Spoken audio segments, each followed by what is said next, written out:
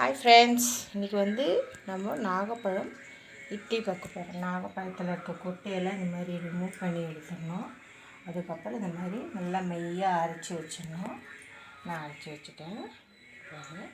இப்போ இட்லி மாவு போட்டு நம்ம இதில் மிக்ஸ் பண்ணி இட்லி ஊற்ற வேண்டியது தான். நெக்ஸ்ட் என்ன பண்ண போகிறோன்னா, நாகப்பழத்துக்கு உண்டான சட்னி செய்ய போகிறோம். இப்போ ஒரு பாத்திரம் வச்சுருக்கோம். அந்த பாத்திரம் லைட்டாக சூடானோன்னா இப்போ நம்ம என்ன சட்னி செய்ய போகிறோன்னா, கொய்யக்காய் சட்னி. அதுக்கு 2 சின்ன வெங்காயம் இந்த மாதிரி நறுக்கி வச்சுக்கணும். அப்புறம் ஒரு கொய்யக்காய் இந்த மாதிரி ரொம்ப பழமாக இல்லாமல் ரொம்ப காயாக இல்லாமல் இந்த ஸ்லைஸில் நறுக்கி வச்சுக்கணும். அப்புறம் நான் இஞ்சி பூண்டு அரைச்சி வச்சுருக்கேன், அது போட்டுக்கணும் கொஞ்சம் விழுது. அப்புறம் கொஞ்சம் உடச்சிக்கல்ல, கருவேப்பிலை, தாளிக்கிறதுக்கு கடுகு, ஜீரகம், உளுத்தம் பருப்பு போட்டு தாளித்தா கொய்யக்காய் சட்னி ரெடி. இதில் நம்ம நாகப்பழ இட்லி ஊற்றிருக்கோம். ஓகேங்களா? 10-20 மினிட்ஸில் நார்மல் இட்லி போட வச்சுருக்கோம்.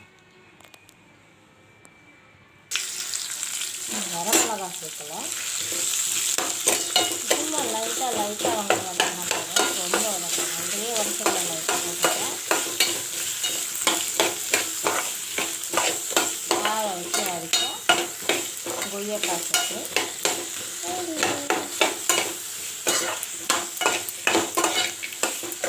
எண்ணெய் கடுகு வச்சு தாளிச்சு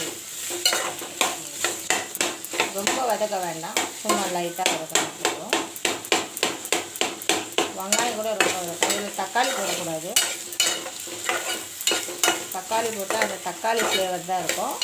நாகப்பழத்தில் இட்லி சாப்பிட்றது ரொம்ப நல்லா. அதே மாதிரி சங்குப்பூ இருந்தாலும் அதுலேயும் சாப்பிடலாம். சுகரு, பிபி எல்லாமே கிளியர் ஆகிடும்.